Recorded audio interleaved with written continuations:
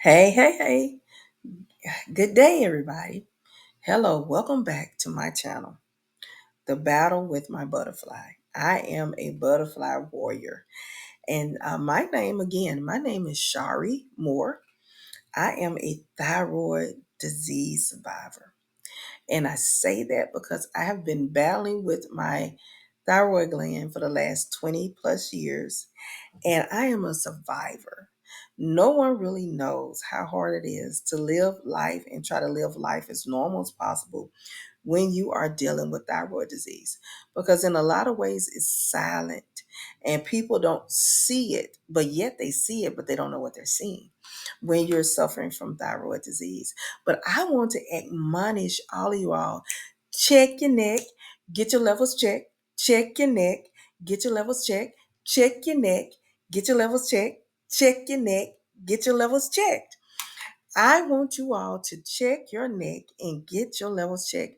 When I say check your neck, if you see an unusual growth, unusual swelling, changes in your voice, where you all of a sudden you're suffering from chronic hoarseness, you always have to clear your throat, or even if you're having problems breathing, having problems swallowing, just getting choked easily on water, or you can't eat anything that's sticky like bread or certain foods, like it gets caught up in your neck and you're trying to figure out what in the world is going on, check your neck, get your levels checked. I admonish you to check your neck. Check and feel on your neck, palpitate your neck. See if you see any swelling, even if you're in your lymph nodes. If you see large swelling in this area, it could be a possibility, a slight possibility that your thyroid gland is imbalanced and there is swelling or there are things developing in your neck that need to be attended to. The sooner you find it, the better your situation in some cases is. And I'm here as a thyroid disease survivor. And that's how my journey started. I started with developing goiters after years of off and on symptoms, but I didn't know what they were. I was young in my early 20s, had no idea. In my previous video, I explained that I started this journey when I was around 23, 24 years old, coming out of undergrad and the stresses of being an undergrad and changes in my life. And that's something that's triggered the proclivity to have hypothyroidism. Hypothyroidism can be hereditary.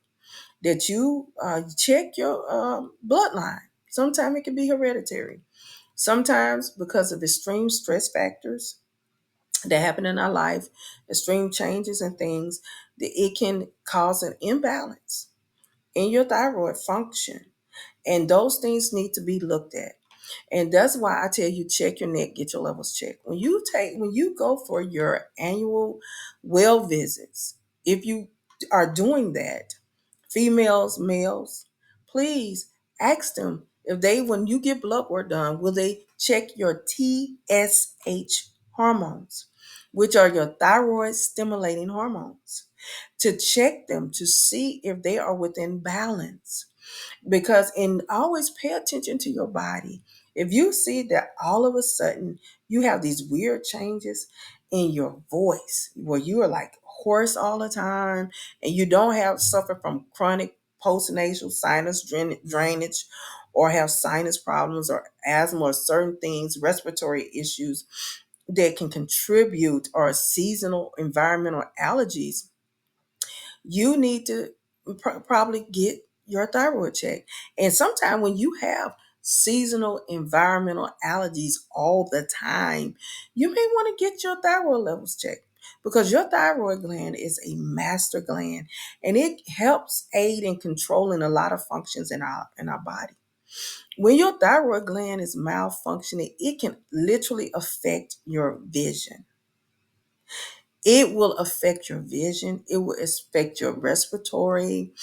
It can affect very important areas of your life that you may say, "Oh, I just got a cold," or it's just because it's dry outside. You just never know.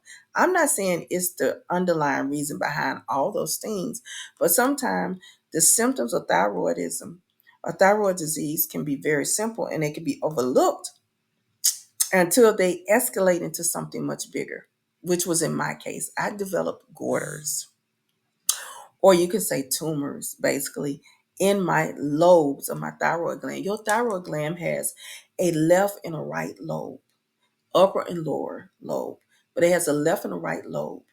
And I did initially, in my case, when I developed thyroid disease, or it began to manifest or began to show up where I could see the signs of what was really going on, I developed a very large goiter that was the size of a large lemon in my gland, which was basically choking me out. And I would tell folks in my journey of dealing with thyroid disease, I was walking dead. I had a cyst. And the thing about mine in the initial diagnosis, in the initials, uh, when I began to have the initial signs that my thyroid gland was malfunctioning, I actually began to see the signs in my gland is that I had a goiter, but mine was cystic and it was fluid filled, and it began in the right side of my neck. It started initially in my left lobe. Let me correct that. In the late 90s, 1990s. And I was young, I was in my 20s, and I didn't know what was going on, but I knew that sometime I would wake up out of my sleep feeling like I was strangling, like somebody was choking me from the inside out. I developed a problem where I could not really eat bread. And I liked bread, but I couldn't swallow it no matter how much I chewed it. And it felt like it got stuck. It kept feeling like it was getting stuck on something in my throat.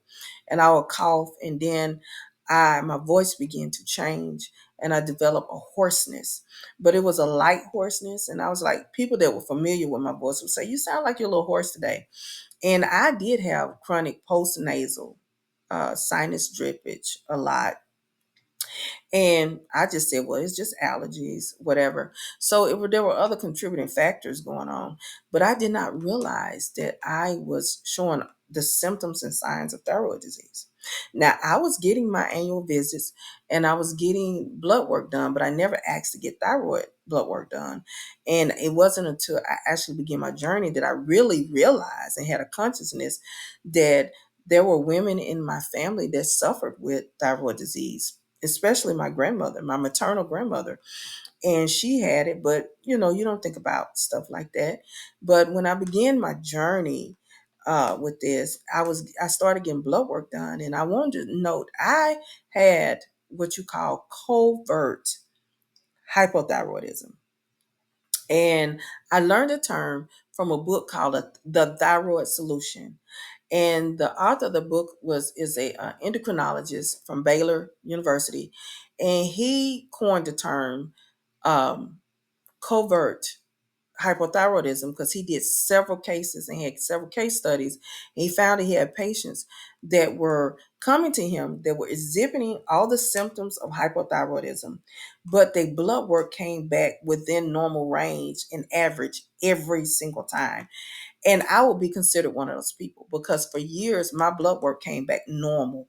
No matter how much blood work I got done, no matter how much testing they did, it always came back normal. But I had textbook symptoms of hypothyroidism. But the doctors only put their faith in the blood work.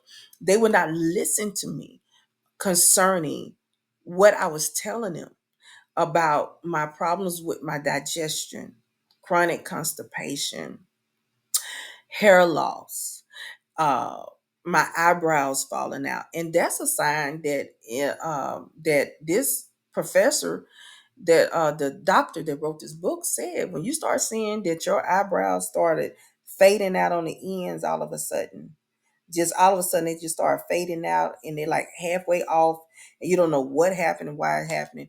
That is like one of those little indicators that something may not be right. And I didn't have alopecia, and some women have that. I didn't have alopecia or any of that. I had, as you can see, my eyebrows are my eyebrows. I don't draw anything in, and I keep them arched because I would have bushy, woolly eyebrows. So all of a sudden, when my eyebrows start falling out and my hair start kind of thinning, and my voice changed. I didn't know what was going on, but when I developed a goiter, that is what caused me to go to the doctor and say, look, something is not right. And that's when they found that I was suffering with thyroid disease. But I want to note here that my doctors never told me I had hypothyroidism or Hashimoto's. They just said you have a goiter. And I want to put this plug in that I encourage you to literally fight for your health. And it becomes extremely costly when you are going from doctor to doctor to doctor trying to get the help that you need. But if you have to do that for your health so you can live, do it. I had to do it. I was constantly trying to go to doctors, trying to get an answer on what was going on, but no one ever said, you have hypothyroidism or you have Hashimoto's. They just said you had a goiter, and what we're going to do. And a remedy for some doctors is, and endocrinologists included, is we just cut it out. We give you a pill, it'll be okay. No one ever tried to find the root of the problem. And what I'm saying here is, I went through a lot of tumultuous things to get to the point where I learned to stand up and fight for myself and speak for myself and say, you're going to do this test. You're going to do this. I've been researching, I've been reading. And some physicians get offended when you come in and say, well, you've been on Google. I thank God for Google. I thank God for that, because when I began my journey, I didn't necessarily have the immediate access I have now to the internet. I started my journey in the early 90s, and we were just really getting it into the internet and being able to go and do a search engine and something pop up immediately. I had to go and check out books. I had to go read. I had to read medical journals. I had to ask questions and try to figure out what was going on and do research. And as I did my research, I found out that I was suffering from a goiter. And the doctor eventually agreed and said yes, and it needed to be taken out. So I had my first thyroid surgery in the late 1990s. And that one was just to remove the goiter so I could breathe, because the goiter was fluid filled. And there were times that it'd be really big and I could not breathe, and it was actually suppressing my windpipe. But we really didn't know what was going on. We just knew the thyroid gland was malfunctioning. We're going to cut out. So what they did was cut out the first half of my, that lobe of my gland, and left the remaining lobe behind. Now, when they left the remaining lobe behind, as I stated in my previous video, my body began to function properly with just that half. It began to function properly. I began to lose weight easier. The efforts to lose weight wasn't so hard. My digestion improved. My voice improved. I felt great. My hair grew back. I just felt wonderful. And all this was happening. And I was a single woman, was not married, didn't I have kids yet. But once I began to have babies, and I'm going to say this, today I'm going to focus on the fertility part of dealing with thyroid disease.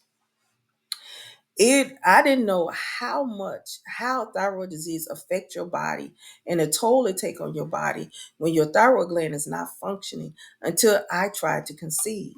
Once I got married, I got pregnant easy. Let me make this clear. I didn't have any problems getting pregnant. I was having problems keeping the baby, because I would miscarry by the time I got to between 6 and 12 weeks. I would miscarry. And that's devastating for a young married woman who's excited and who wants children, who wants a family, to go through this. And no one in my family that I really knew about had those issues, especially on my husband's side. On my husband's side, they are extremely fertile. He is one of 10. They are extremely fertile people. So they weren't having issues. So I was like, why would I um, be having issues trying to have babies? And I didn't do things to my body that I know some people did. I didn't drink. I didn't smoke. It was just, I was not promiscuous. I'm a person who's dedicated to the Lord Jesus Christ. And I lived my life like that. and I wanted to serve him. So there were things I would not engage in because I didn't want to contaminate my body. That by the time the Lord blessed me to get my husband, and my husband found me, and I was and got married, and within the confines of marriage, I was looking forward to God giving me and blessing us with children. But out the gate, we began to have problems. I had extreme morning sickness, and that can be a sign of issues when women have thyroid disease, underlying thyroid disease, and don't know it. Now, there were websites recently that I went to. One of them is called Thyroid Sexy. Another lady, her name is Mary Shimon. They have Facebook pages and websites that really go into details and show case studies and all kinds of things about thyroid disease. And they talk about this too. And that you can have, I had extreme nausea during my first pregnancy. I couldn't keep water down. I couldn't even drink water without throwing up. So I didn't eat much and I stayed dehydrated because everything that I took down made me sick. I was hypersensitive to smell, so I couldn't even be around certain people because their body chemistry didn't mix with mine, and I couldn't tolerate their odor. It wasn't saying that they were stinky or anything. I just could not tolerate the odors, and I would just stayed sick. But I lost that first baby, and we didn't know what was going on. And because at that time I didn't have health insurance and other things like that, the doctors weren't willing to explore or try to find out the reason why. They didn't care. They were just like, oh, you having a miscarriage. And that is a testimony in itself. But it was a hard thing to do, to be excited about being pregnant, and you get in 6 weeks to 7 weeks in and you miscarry. And I miscarried on a Thanksgiving morning, and I was expecting family over, and it was just tumultuous, but I made it through that. And then to have to tell your spouse, "Oh, we lost the baby," after everybody is gone, that's a hard place to be. And we did not know that it was tied into the actual underlying thyroid disease. And when I began having kids, I was not diagnosed with thyroid disease. Although I had had part of my thyroid gland removed, no one officially diagnosed me with thyroid disease. They didn't tell me that I had an issue. They just said, oh, sometime the thyroid gland glitch, we cut it out, you'll be okay. And that was the mentality of a lot of the physicians and the physicians I was dealing with in my hometown. I pushed forward, I got pregnant again. And this one was another miscarriage, but it was a blighted ovum. It was like my body was pregnant, but and we had the egg, but it was a blighted ovum. And that was a terrible thing to do, for them to have to go in and say, we don't know why you get pregnant easy. You're not having problems with baby. Everything is in the right position, but you just cannot. It's like you something is wrong. Still, we did not know. And then the Lord blessed me with my firstborn. And but that pregnancy was extremely hard.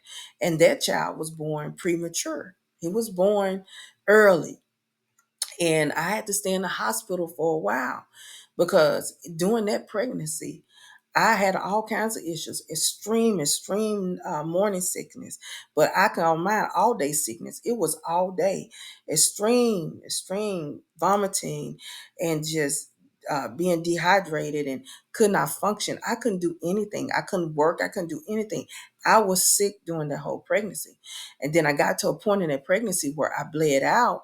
And after that, I was sick, and we were able to hold the baby in until we got to 32 weeks. But I spent weeks in the hospital because they had to monitor me because I was just sick and we were having issues, and it was other things that happened during that pregnancy. But God bless, he was born perfectly healthy, yet he was born premature, and he's a thriving young adult today. But I did not realize that some of that was tied into the thyroid disease. Then when I got to, I had three healthy kids, him and two more with no problems.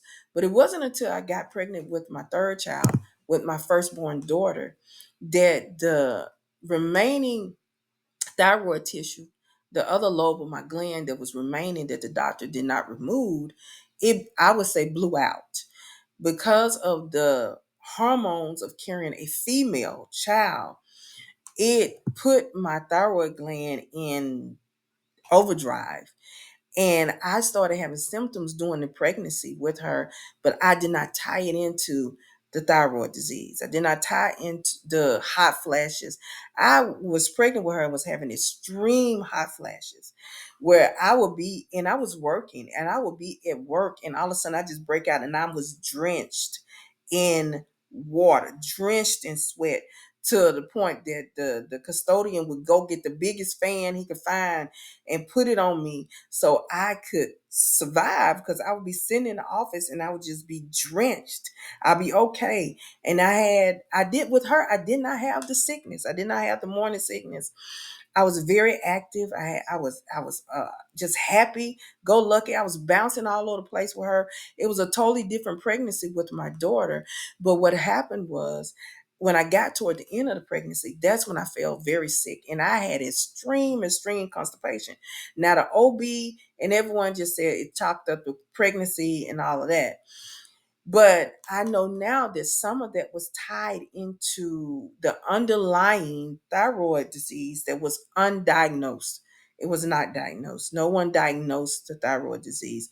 And it wasn't until after I had her and we relocated to another state and I had a miscarriage. And that miscarriage saved my life.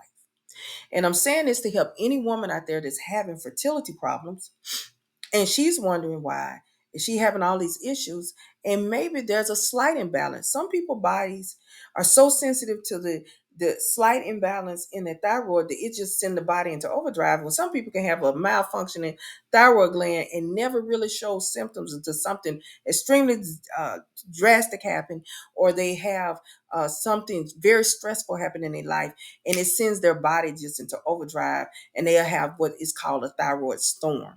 And I didn't realize with her, when I was pregnant with her, I was going through a thyroid storm. My thyroid gland was malfunctioning. And I had a safe delivery with her. But after her, when we relocated to our current home, our current state, I had a miscarriage after I got here, and we had a miscarriage and we didn't know what was going on. And again, I say that miscarriage saved my life. Because of that miscarriage, the OB I had took upon herself to do extensive testing. She went even down to genetic testing. She did everything because she said that is no way in the world that that baby should not have survived. Everything was perfect. The position, everything. Why did that baby die? But that baby died to save my life. And I'm saying this because at the time I had another daughter growing in the remaining right lobe, and it was extremely large, and I was choking. I was waking up in the middle of the night, could not breathe at all. I was grabbing my neck, screaming Jesus, asking the Lord to help me because I could not breathe. But then I'd be okay throughout the day, but at night I was strangling half to death, and I was pregnant and I didn't know what was going on, and the baby died. And that miscarriage literally saved my life. Even the Lord Jesus himself let us know when we were in prayer concerning it, that he allowed that baby to die to save my life. And that baby saved my life because once we got tested and the results came back and she sent me to a specialist, endocrinologist, the one thing she told me on my first visit was, it's a good thing you miscarried. She said, because the hormones from that pregnancy was feeding the growth in my neck. And we were eventually, both of us would have died. And she said, more than likely, I would have died in my sleep because the growth in my neck had my windpipe, which goes vertical, shaped like the letter C, because the growth that was pressing into my windpipe. And she asked, how was I breathing? I knew it was by the grace of the living God, the Lord Jesus Christ. So that is part of my fertility journey with dealing with thyroid disease. And the results of having the miscarriage put me in a position where I had to go and get the remaining tissue removed. I had to make that choice. I made that choice, and that was the best choice for us to make, to go ahead on and get the rest of the thyroid gland removed. They left the parathyroids behind, which controls my calcium uptake and everything, and they are perfectly healthy. But they took the left and right lobe. I had the left lobe removed in the late 90s, and I had the right lobe removed in 2010 after a miscarriage that saved my life.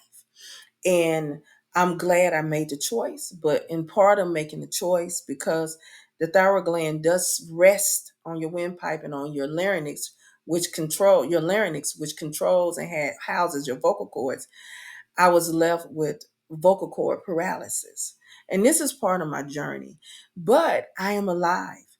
And even my voice is a miracle because the Lord Jesus Christ Himself gave me back my voice, because I was left with permanent hoarseness due to the vocal cord paralysis on the left side. But this is part of my journey. And you all could see my scar, and it's okay. I'm fine with it. I'm hoping that me sharing my journey, even my fertility issues, and I used to think it was my fault. It wasn't my fault. I had an underlying disease that was not diagnosed. It was not diagnosed officially until they removed the remaining part of my thyroid, and they threw me into truly medical hypothyroidism because they had removed the gland.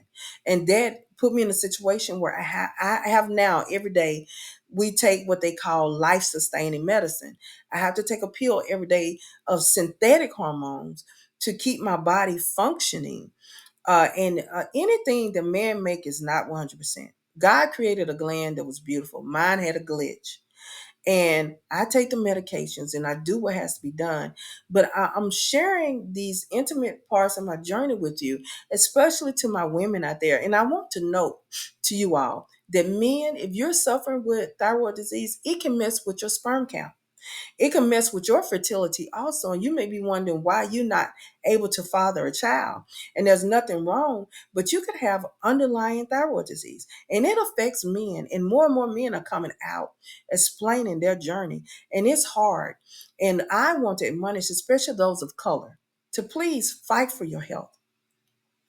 I thank God I was blessed with a wonderful OB when I moved to Texas.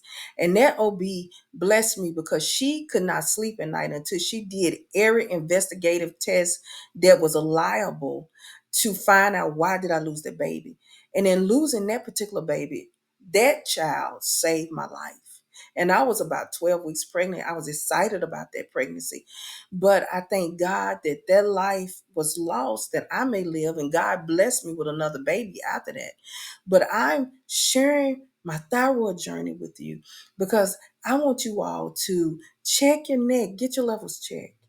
Ask for the testing. If you see something going on in your body that you know is not normal, all of a sudden you being diagnosed with diabetes, hypertension, all kinds of things. And I note to you all, when you have thyroid disease, sometimes it mimics arthritis. You have so much pain because your vitamin D levels don't usually add up right. You have all kinds of issues. It's a lot of things can happen because this a note. I'm saying it again. I'm not a healthcare professional. I'm a survivor. Again, my name is Shari Moore, and I'm just letting you know that you can survive this and fight. If that first doctor is not willing to work with you, find you another one. It's costly. For years, I felt like the woman with the issue of blood out of the Bible because I was going from doctor to doctor and it was causing us money. It was out of pocket costs. It was all kinds of stuff. We went through some terrible times because of the medical costs and medical bills constantly piling up, constantly compounding on each other because we were trying to get answers to what was going on. And I had no idea that I was dealing with Hashimoto's. I was dealing with this autoimmune disease. But I'm better now and I know how to manage, but I'm 20 plus years in. But I'm here to help you. If my testimony and my journey help any one of you, especially any female out there trying to get pregnant and you having issues, and you having miscarriage after miscarriage, you don't know what's going on, ask them to please check your thyroid gland. Now, I will come back with more of my journey and what I went through and how I survived and some of the things I do just to balance my life. And next time, I think I will talk about, if I can, the fatigue that's associated with thyroid disease. And I want you all to have a blessed day and know that you can survive. You can live with thyroid disease and live a healthy and a happy life. And those that are dealing with infertility, you can have a baby. You can have plenty of babies. You just got to tweak it. You got to know what to do and how to take care of yourself better. And I want you all to be blessed and have a wonderful and glorious day. Bye bye for now.